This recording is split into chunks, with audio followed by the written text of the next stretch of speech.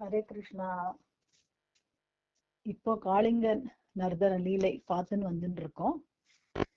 இந்த லீலையோட சிறப்பே என்ன அப்படின்னா, காளிங்கனுடைய கொட்டத்தை அடக்கி அவரை அவருடைய அந்த செருக்க அழிச்சு பகவான் எல்லா பிருந்தாவன வாசிகளுக்கும் காளிங்கனுடைய அந்த விஷப்பிடிலையும் காப்பாத்தினார். அப்படிங்கிறத விட காளிங்க நர்தனம் அப்படின்னு பகவானுடைய அந்த டான்ஸ் தான் ரொம்ப சிறப்பா சொல்லப்படுறது. அதை பார்க்கும்போது என்ன தோன்றது அப்படின்னா, ஏதோ பகவான் ரொம்ப அழகா டான்ஸ் ஆடினார், எல்லாரும் பார்த்து ரசிச்சாங்கிற மாதிரி இருக்கு. அதுக்கு பேரு காளிங்க நர்தனம் அப்படின்னு. இது விசேஷம் என்ன அப்படின்னா, இங்க பகவான் காளிங்கனுடைய தலையில நர்தனம் ஆடி இந்த பிரஜவாசிகளுக்கு, இந்த கோகுலவாசிகளுக்கெல்லாம் சந்தோஷத்தை கொடுத்தார். அதாவது, நீங்க கவலைப்பட்டு இருந்தேன், நான் ஏதோ இந்த பாம்போட பிடியில சிக்கிண்டு எனக்கே பிராணம் போயிட போறது அப்படிங்கிற கவலை எனக்காக பட்டேளே, அப்படிலாம் கவலைப்படாதீங்கோ. இது என்னோட புது ஸ்டேஜ். இது ஒரு ஸ்டேஜ் நன்னா இருக்கணும்னா சரி பார்க்கணும் இல்லையா? அதான் நான் சரி பார்த்துட்டேன். இது நன்னா ஃபிட்டா இருக்கு. அதனால பெருசா ஒண்ணும் இல்லையா ஸ்டேஜ் டான்ஸ் ஆடுறதுக்கு.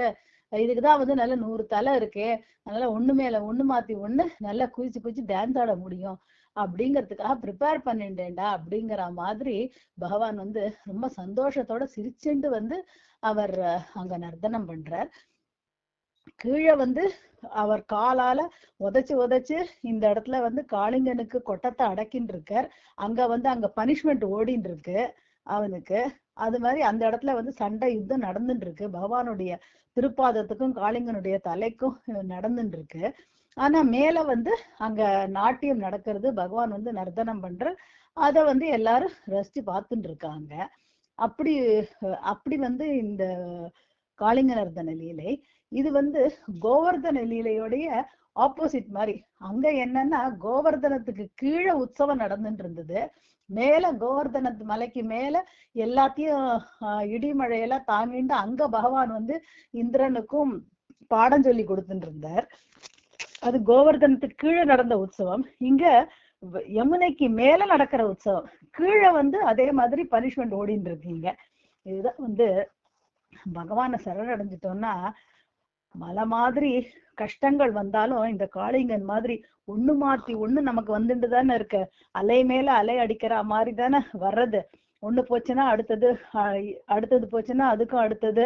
அதாவது கல்யாணம் ஆலேன்னு கவலை, கல்யாணம் ஆயிடுச்சுன்னா குழந்தை பிறக்கலேன்னு, குழந்தை பிறந்தானாக்கா அந்த குழந்தை நல்லபடியா வளரணுமேனு கவலை, அப்புறம் அதுக்கு வேலை கிடைக்கணுமேனு கவலை, அப்புறம் அது முடிஞ்சதுன்னா அவனுக்கு கல்யாணம் ஆனமே, அப்புறம் அவனுக்கு குழந்தை பிறக்கணுமே.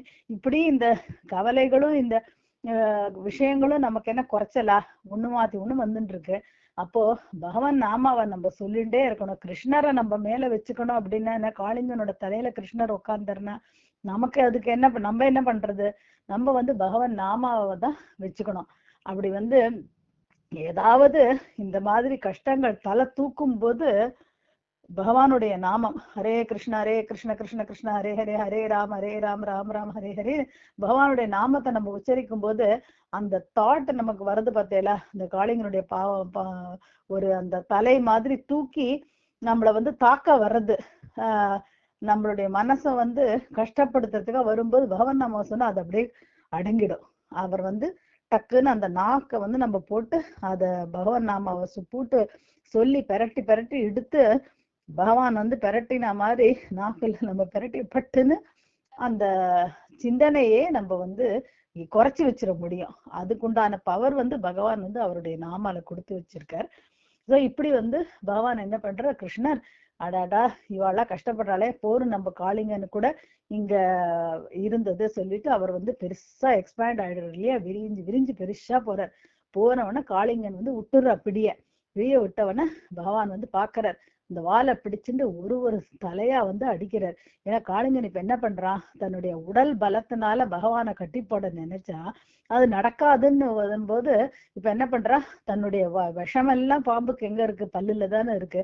இப்போ அதுல இருந்து விஷத்தை கக்கலாம் அப்படின்னு அவன் ஒண்ணு மாத்தி ஒண்ணு அவனுடைய 1000 அத்தனை தலை இருக்கு இல்லையா, அதால ஒண்ணு மாத்தி ஒண்ணு விஷத்தை கக்க ஆரம்பிக்கிறான்.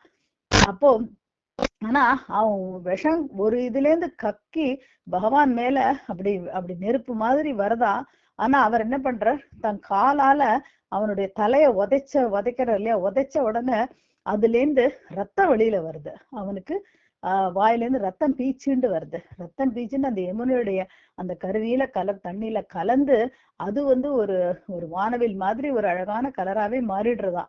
அப்படி பண்ற. அடுத்த இது வரும்போது அடுத்ததுல உதைக்கிறார், அங்கேருந்து ரத்தம் வருது. இந்த மாதிரி மாறி மாறி அடிக்கும் போது இத்தனை நாள் பகவான் முதல்ல ஃபர்ஸ்ட் காளிங்கன் பார்க்கும் போதே அப்படி அந்த பீதாம்பரமுமா அப்படி அந்த ஒரு கால்ல பகவானுக்கு திவ்யமான சின்னங்கள்லாம் இருக்கு. கிருஷ்ணன் கால்ல நம்ம கால் மாதிரி கிடையாது. அவருக்கு 16 வகையான சின்னங்கள் இருக்கு. அதுல கொடை, அப்புறம் பிளாக், இந்த மாதிரி பல விஷயங்கள் இருக்கு. அதெல்லாம் வஜ்ர அங்குச துவஜ சரோருக லாஞ்சனாட்யம்னு இருக்கு. அத்தனை இருக்கு அவருடைய திருப்பாதத்துல சின்னங்கள். அதெல்லாம் பாக்குறான். அந்த திருவடியில அந்த தரிசனத்தை பண்ணியும், பகவானுடைய திருமுக தரிசனத்தை பண்ணியும் அவனுக்கு அந்த இனிமையை ரசிக்க தெரியல. ஏன்னா அந்த கர்வம் எல்லாம் இருக்கும்போது தன்னுடைய பலத்துக்கு மேல ஒரு ஒரு பெருமை, அவனுக்கு அந்த பிரைடு அகங்காரம் வரும்போது இந்த பகவானுடைய இனிமையை ஒருத்தருக்கு ரசிக்க தோணாது. அங்கேயும் உன்னை விட நான் தான் பெரியவன் காட்டுறதுக்கு போட்டா போட்டு நடக்குமா. பகவானோட பெரியவன் நான் காட்டி நான் என்னத்தை நான் சாதிக்க போறேன். ஆனாலும் நம்ம அப்படிதான் நம்மளுடைய மனசு அப்படிதான் பண்ணும். இங்க காளிங்கனுக்கு அதே தான் நடக்கிறதுங்க. அப்படி பண்ணியிருந்தா. ஆனா அந்த செருக்கு அடக்கிறதுக்கு பகவானே இத்தனை நேரம் அவர் அவன் தலைய உதைச்சு அவனை வழிக்கு கொண்டு வர்றார். அவன் பலம் குறைஞ்ச உடனே அதுக்குள்ள அந்த நாகபத்னிகள்லாம் வந்துடுறா. அவள்லாம் இந்த மத்த குட்டி குட்டி பாம்பெல்லாம் அழிச்சுண்டு எல்லாரும் பகவான் காலில் விழுந்து இந்த மாதிரி அவ ஸ்துதி பண்ண ஆரம்பிக்கிறார். நாகபத்னி ஸ்துதின்னு பாகவதம்னு அது ஒரு பெரிய ஒரு நல்ல ஸ்துதி. அதுல அவ சொல்றா, நீங்க கொடுக்குற பனிஷ்மெண்ட் ரொம்ப கரெக்டு எங்களுடைய கணவருக்கு. ஏன்னா இந்த காளிங்கன் அப்படி ஒரு கஷ்டத்தை எல்லாருக்கும் கொடுத்திருக்கா.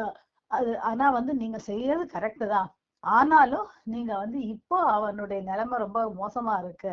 இப்ப வெறும்னா ஏதோ துளி பிராணன் ஒட்டின்னு இருக்கே தவிர அந்த உடம்புல ஒண்ணும் இல்ல.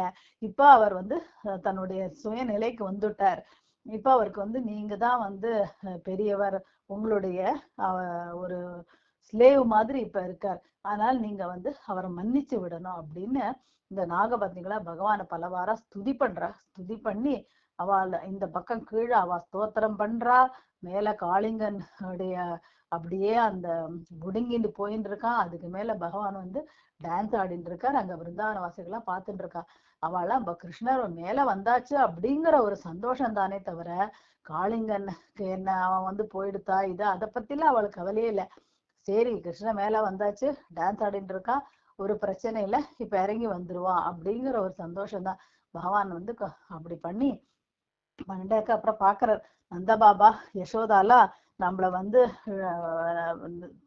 நம்ம சேஃபா இருக்கோம்னு தெரிஞ்சு போயிடுது. இருந்தாலும் நம்ம அவ கிட்ட போனாதான் அவ 100% அவளுக்கு சந்தோஷம் அப்படிங்கிறத பார்த்துட்டு இந்த அற்புதமான காளிங்க நர்த்தனத்தை முடிக்கலாம் அப்படின்னு பிளான் போடுறார். ஹரே கிருஷ்ணா கிருஷ்ண கிருஷ்ணா ஹரே ஹரே, ஹரே ராம ராம ராம ஹரே ஹரே.